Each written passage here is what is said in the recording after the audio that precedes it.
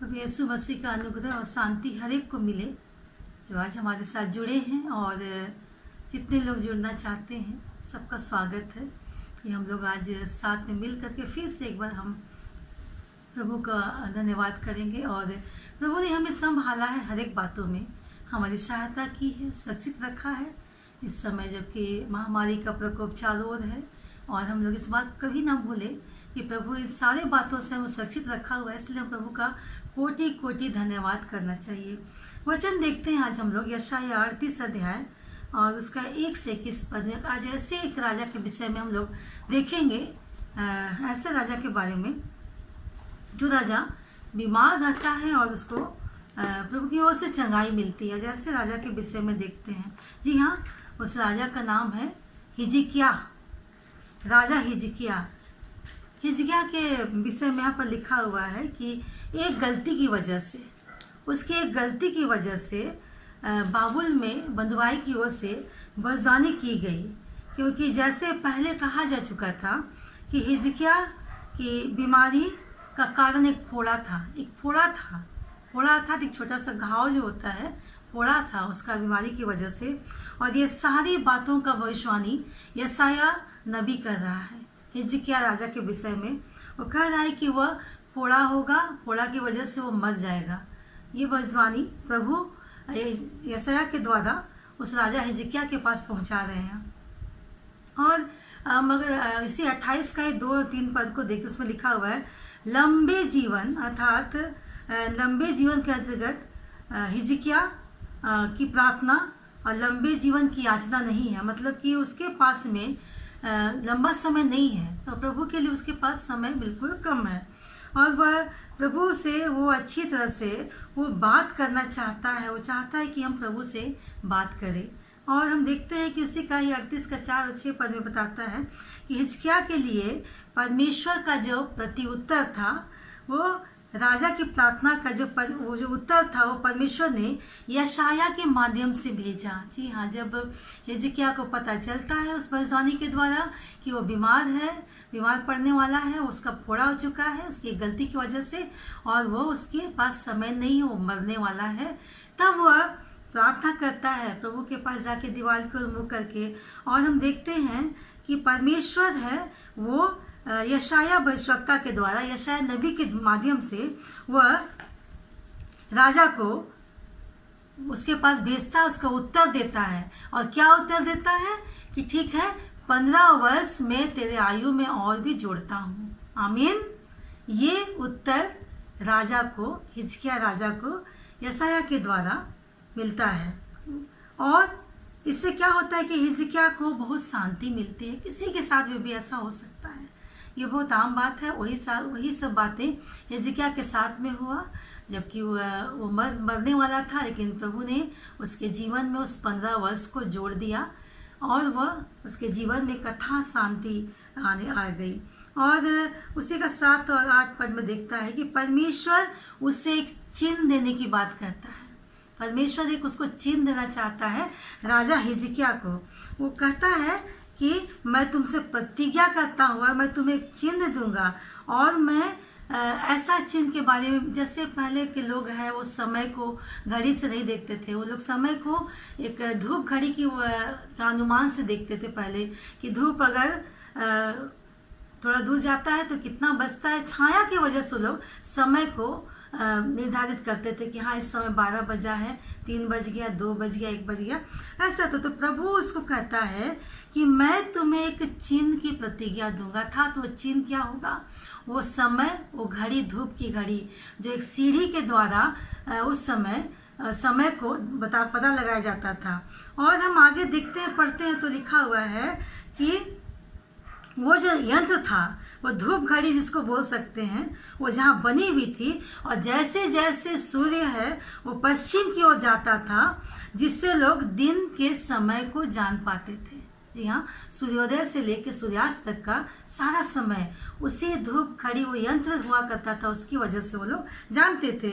आगे वचन हम लोग देखते हैं इसी का ही यशायाह का 7 अध्याय का ही 10 और 12 पद में, जो आहाज था, आहाज राजा का जो था, वो परमेश्वर से चिन्ह लेने के लिए वो साफ साफ इनकार करता है, लेकिन परमेश्वर आज उसी चिन्ह को उसके बेटे के लिए देता है। जी हाँ, वो हिजकिय्याह राजा जो आहाज राजा का बेटा रहता है, वो उस चिन्ह को जो उसके बाप ने इनकार किया था, उस चिन्ह को आज वो प्रभु उसको उसके बेटे को दे रहा है। और ये अद्भुत बात है कि सूर्य की छाया का पलट जाना, ये बहुत अद्भुत बात है।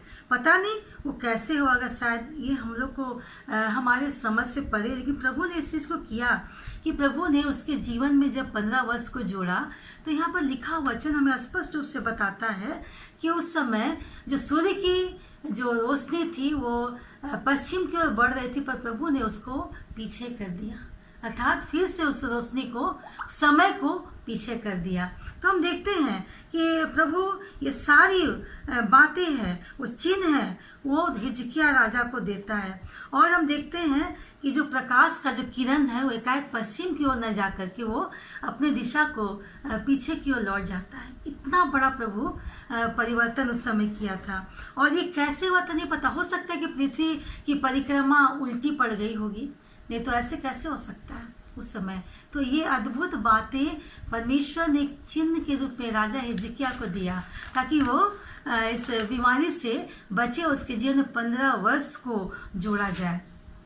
और हम देखते हैं कि जब वो प्रभु जब उसके जीवन में उस 15 वर्ष को जोड़ता है, अद्भुत बातें होती हैं। और हिजकिय्याह राजा अति प्रसन्न होता है, उसको बहुत शांति मिलती है उसको जीवन में। वो सोचता है, वो प्रभु का धन्यवाद करता है, वो प्रभु का धन्यवाद करता है, और वो धन्यवाद के गीत को गाता है, जिसे हम लोग वचन में पढ़ते तो पाते हैं कि वो स्वयं वो प्रभु के लिए महिमा के गीत को लिखा करता था, राजा हिजकिय्याह। और यहाँ पर हम देखते हैं कि जब प्रभु उसको चंगाई पाने के बाद वो परमेश्वर का धन्यवाद देते हुए वो गीतों को लिखता है और गीतों को गाता, अपने तार वाले बीना को बजा करके वो अपने लिखे हुए गीतों के द्वारा परमेश्वर की महिमा करता है। जी हाँ, हम एक वचन को देखते हैं, हम भजन संहिता उसका 9 अध्याय उसका 13 पद हमें क्या बताती है। भजन संहिता उसका 9 अध्याय और उसका 13 पद क्या बताती है हमें, देखिए।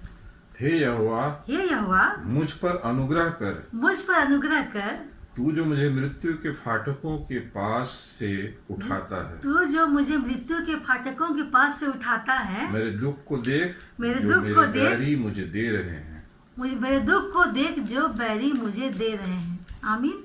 यहाँ पर वो प्रार्थना करता है, गिड़गिड़ाता है परमेश्वर से कि प्रभु तू देख मेरे दुखों को। तो जब मृत्यु के समय वो अधोलोक के फाटक को बताया गया है। जब मृत्यु जब आता है तो इसका मतलब उसका कंपेयर जो बाइबल वचन बताती है हमें कि वो अधोलोक के फाटक के रूप में बताया था। अधोलोक मतलब वो नरक के वो दर्शाता है, जिनसे हर एक व्यक्ति लोग उस ओर जाते हैं। लेकिन ऐसा नहीं है कि वो प्रभु को देखेंगे नहीं, जरूर देखेंगे, वे लोग प्रभु को देखेंगे। और प्रभु है वो उन्हें वो मृत्यु से वो स्वर्ग की आशा की ओर दिखाता है।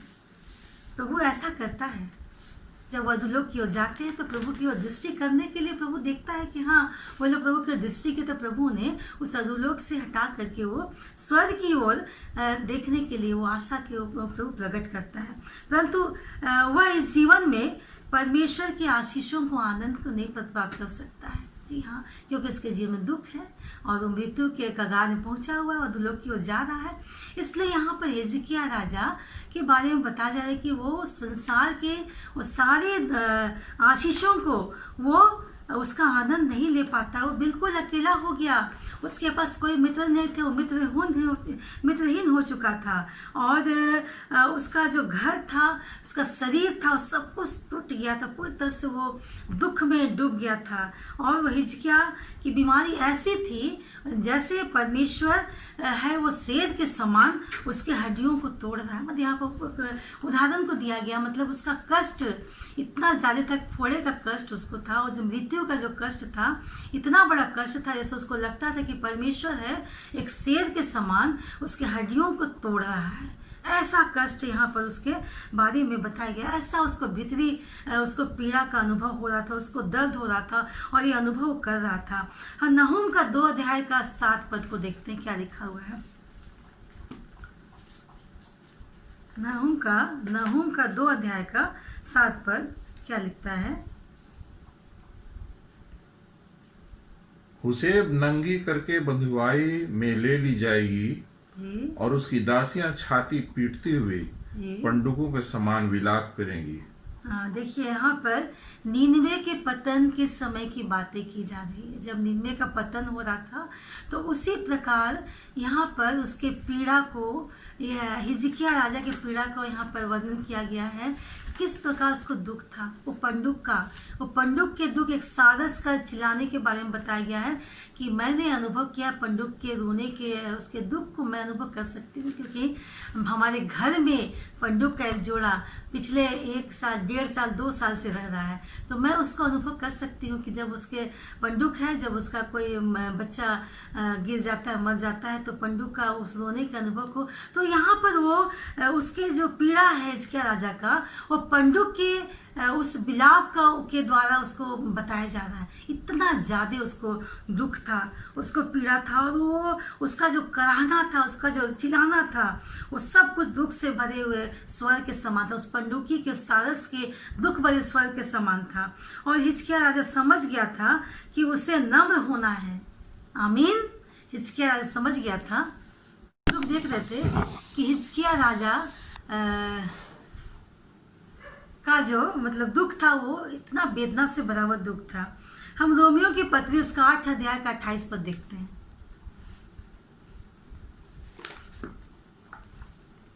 रोमियो की पत्री और उसका 8 अध्याय का 28 पद। हम जानते हैं कि जो लोग परमेश्वर से प्रेम रखते हैं, उनके लिए सब बातें मिलकर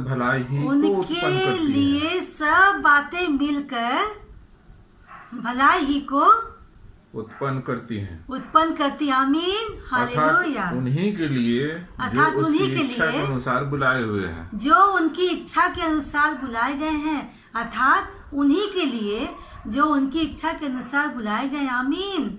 सचमुच में यहाँ पर हिजकिय्याह राजा के अनुभव के विषय में हम लोग देख रहे थे, और हिजकिय्याह राजा के अनुभव के बाद उसने इस बात को जाना इस बात को वो राजा ने जाना अपने उस लाभ के विषय को। उन्होंने माना कि जो कुछ भी ये कुछ मेरे जीवन में घटित हो रहा था, ये मेरे जीवन के लिए ये लाभ की थी, ना कि हानि की थी। क्योंकि वो प्रभु के भय में वो रखना समझ गया था, वो अपने आप को नम्र बनाना सीख लिया था।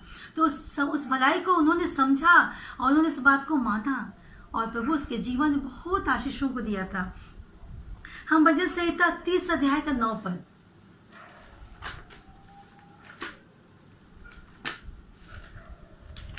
भजन संहिता उसका 30 अध्याय और 9 पद में लिखा हुआ है, जब मैं कब्र में चला जाऊंगा, तब मेरे लहू से क्या लाभ होगा? क्या मिट्टी तेरा धन्यवाद कर सकती है?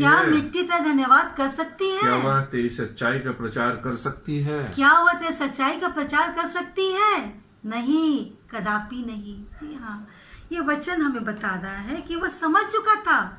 राजा हिजकिय्याह वो समझ चुका था कि मृतक व्यक्ति होते हैं, जो जिनके मतलब हम लोग उसको डेथ बोलते हैं एक तरह से, वे लोग प्रभु की स्तुति नहीं कर सकते हैं। वो मृतक है, वो प्रभु की स्तुति नहीं कर सकते हैं। और इसलिए वो राजा घोषणा करता है, वो एक घोषणा करता है, और प्रभु के लिए घोषणा, जब तक मैं जीवित रहूंगा। जी हाँ, आमीन। जब तक मैं जीवित रहूंगा, मैं परमेश्वर की विश्वास योग्यता में बढ़ता रहूंगा। आमीन। ये राजा का घोषणा था प्रभु के लिए, और वो ये वाचा बांधा, ये घोषणा किया कि मैं उसके मंदिर में, परमेश्वर के मंदिर में जा करके मैं नित्य प्रतिदिन मैं भजन को गाऊंगा, क्योंकि वो एक ताल वाले वादन के साथ में वो अपने लिखे हुए गीतों को गाता था। और वो ये प्रभु से ये प्रतिज्ञा घोषणा करता है कि मैं जब तक जीवित रहूंगा, मैं प्रभु के विश्वास योग्यता में बना रहूंगा, और मैं प्रभु की महिमा के उसके मंदिर में जाकर उसके गीतों को मैं गाया करूंगा। और हम 28 का 38 का 21 और 22 पद देखते हैं कि हिजकिय्याह राजा की चंगाई के विषय में यहाँ बताया गया है कि दूसरा राजा 20 अध्याय का 7 और 9 पद, 7 से 9 पद। दूसरा राजा 20 अध्याय का 7 से 9 पद। तब यशायाह ने कहा अंजीरों की एक टिकिया लो। जब उन्होंने उसे लेकर फोड़े पर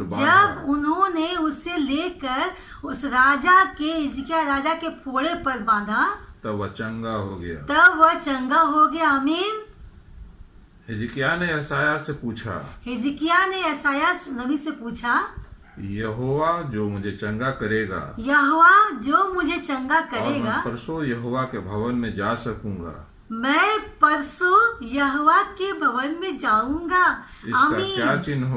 इसका क्या चिन्ह होगा? तब यशायाह ने कहा, यहोवा जो अपने कहे हुए वचन को पूरा करेगा, इस बात का यहोवा की ओर से तेरे लिए यह चिन्ह होगा कि तू धूप घड़ी की छाया 10 अंश आगे बढ़ जाएगी या 10 अंश घट जाएगी। अभी हम लोगों ने जिक्र किया था ना उस धूप घड़ी के बारे में, उसी की चर्चा किया गया है कि प्रभु जो यहाँ पर कहता है उसको फोड़ा के विषय में यशायाह नबी को, भविष्यवक्ता को, कि तू जा उसको अंजीर के सूखे फल को लेकर उसके फोड़े में बांध दे, क्योंकि उसका फोड़ा था जो उसके प्राण को ले रहा था, वो उसकी मृत्यु तक पहुंचा रहा था। और यहाँ पर वो चिन्ह की बात विषय में फिर आता है कि क्या चिन्ह होगा कि मैं परमेश्वर के भवन में जा करके परमेश्वर की महिमा करूँगा। हालेलुया। कितनी अद्भुत बातें हैं ना, सचमुच में जब हम इस बात को सोचते हैं तो बहुत मेरा मन आनंद से भर जाता है। और ये बात अद्भुत है, ये बात को पढ़ना हम लोग के लिए। और हम लोग देखते हैं कि वो चिन्ह को मांगता है कि क्या चिन्ह आप दोगे कि मैं भवन में जाऊँगा परसों। तो यहाँ पर बताता है कि धूप घड़ी के विषय में, कि धूप घड़ी जो आगे बढ़ चुका है, मतलब समय जो है वो आगे चला गया है, वो प्रभु क्या करेगा, उसको समय को पीछे कर देगा। था अगर मान लीजिए कि हम किसी सीढ़ी नुमा किसी चीज़ को अगर हम धूप पर रखे हैं तो हम उसका परछाई देखेंगे। जब पश्चिम की ओर सूरज बढ़ता है तो उसका परछाई है वो पश्चिम की ओर उसको झुक जाता है। और पहले लोग यही से समय का पता लगाते थे। तो परमेश्वर अद्भुत चिन्ह को दिया, कह रहा है कि जब ऐसा होगा तो मैं उस चिन्ह को, वो जो सीढ़ी का चिन्ह है, मैं उसको आगे बढ़ा दूंगा या मैं पीछे कर दूंगा। अर्थात जब पीछे कर देगा इसका मतलब है कि यशायाह वो चंगा हो जाएगा और वो प्रभु के भवन में परसों जाएगा। प्रभु का धन्यवाद हो अद्भुत बातों के लिए कि प्रभु किस प्रकार अपने इस दास को, अपने राजा को प्रभु 15 वर्ष जोड़ा, उसके जीवन में 15 वर्ष को जोड़ा। और जो इन दिनों में जो हम देखते हैं हमारे साथ जो कुछ भी हो रहा है इन दिनों, कोरोना, जी हाँ, कोविड-19 नहीं मायने रखना चाहिए। इसके लिए सरकार के हर निर्देश को हम लोग पालन करते जाए। हाथ धोना है, अपने आप को सुरक्षित रखना है, हाइजीन बन के रहना है, और हमको इससे कोई भी कुछ नहीं, हमको कुछ नुकसान नहीं होगा। ये प्रभु का वायदा है। प्रभु आज कहता है, हमसे वायदा करता है। और हम देखें जिस प्रकार की कैसे प्रभु अद्भुत तरीके से हिजकिय्याह राजा को कैसे प्रभु बचाया था, उसका उपचार किया। और आगे हम देखते लिखा हुआ है कि सूखी जो अंजीर की जो पट्टी थी उन दिनों में फोड़ों में उपचार के लिए उसका उपयोग किया जाता था। और यहाँ पर ये बहुत सामान्य इलाज था। और इससे ये चंगाई है, वो सब कुछ उपाय कौन बता रहा है? प्रभु बता रहे हिजकिय्याह राजा के लिए। ये उपाय प्रभु कर रहा है, अपने उस राजा के लिए कर रहा है। और यहाँ पर प्रार्थना, दवाई, इलाज और विश्वास की आवश्यकता है कि वह चंगा हो जाएगा। जी हाँ, हिजकिय्याह विश्वास किया, वो दुआ किया, प्रार्थना किया, और वो इसकी वजह से इस प्रभु की विधि से और रीति से जो प्रभु चाहता था कि उसको अंजीर के द्वारा उसकी फोड़ों का जो फोड़ा था उसको ठीक करे, और वो चंगा को प्राप्त किया। उसने एक एक वचन जो प्रभु का ताया वचन जो प्रभु ने कहा था, एक एक वचन का साक्षी के रूप में उन्होंने माना, अर्थात विश्वास किया। और फिर वो राजा उसके वश में प्रभु ने दिया। उसी प्रकार की वो धूप का छाया जो था वो आगे बढ़ चुका था, प्रभु उसको फिर से पीछे वापस कर दिया। और उसको एक चिन्ह मिल गया कि हिजकिय्याह राजा के जीवन में 15 वर्ष को जोड़ दिया गया, और वो प्रभु की महिमा किया। तो कैसा अद्भुत परमेश्वर है सचमुच में। आज चाहता है प्रभु कि हम उसके वचन की ओर दृष्टि करें, उसकी ओर दृष्टि करें और हम प्रभु के साथ अपने जीवन को समर्पित करने पाए। जैसे हिजकिय्याह राजा ने एक एक वचन पर विश्वास किया, तो जितने लोग आइए आज हम लोग इस बात को प्रभु के लिए हम लोग धन्यवाद करें और हम लोग दुआ करें। धन्यवाद करते हैं पिता परमेश्वर की सचमुच प्रभु जी तेरे अद्भुत वचन जो तूने दिया प्रभु जी, किस प्रकार तूने प्रभु जी राजा हिजकिय्याह को जीवन में प्रभु जी तूने वो बीमारी और चंगाइयाँ दी पिता परमेश्वर। हाँ प्रभु जी सचमुच प्रभु जी, और इस बात को समझा प्रभु जी कि तेरी जो योजना है प्रभु जी और उसके लिए प्रभु जी वो लाभ की हानि की नहीं पिता परमेश्वर। और प्रभु जी तू प्रभु जी अपनी रीति विधि से प्रभु जी यशायाह नबी के द्वारा प्रभु जी उसके गुनाह की वजह से प्रभु जी उसके जीवन में दुख को लाया और उसी यशायाह नबी के द्वारा प्रभु जी तो उसको चंगा करने के लिए उपाय किया पिता परमेश्वर। हाँ प्रभु जी, और वो राजा पूरी तरह से प्रभु जी तेरे एक वचन का साक्षी को माना पिता परमेश्वर। हाँ प्रभु जी, इस समय जबकि प्रभु जी हम लोग इस महामारी में जी रहे प्रभु जी, इस कोविड-19 के समय प्रभु जी, पर पिता परमेश्वर ये सारी बातें प्रभु जी हमारे लिए तेरी ओर से व्यर्थ होगा पिता परमेश्वर, और हम सब सुरक्षित रहने पाएंगे पिता परमेश्वर। अपने आप को प्रभु जी हम सरकार के हर एक निर्देशकों का निर्देश का पालन करते हैं प्रभु जी, हम तेरे साथ साथ तेरे वचन के साथ साथ बढ़ने पाए प्रभु जी, तेरी प्रार्थना निवेदन में प्रभु जी, और हम तेरी मर्जी को समझने पाए और सचमुच प्रभु जी हम सब कुछ सुरक्षित रहने पाएंगे प्रभु जी। जितने लोग देख रहे हैं प्रभु जी आज उन्हें प्रभु जी तो आशीष से भर दे पिता परमेश्वर। किस राजा की एक दृष्टांत एक कहानी को प्रभु जी वो यूं ही ना समझे प्रभु जी, पर तूने प्रभु जी ये सारी बातें प्रभु जी तूने उस राजा के साथ किया पिता परमेश्वर, और ये हमारे लिए प्रभु जी पवित्र शास्त्र में गवाही का कारण है पिता परमेश्वर। धन्यवाद करते प्रभु जी कि तूने हमें प्रार्थना को सुना है। प्रार्थना प्रभु के नाम से, आमीन।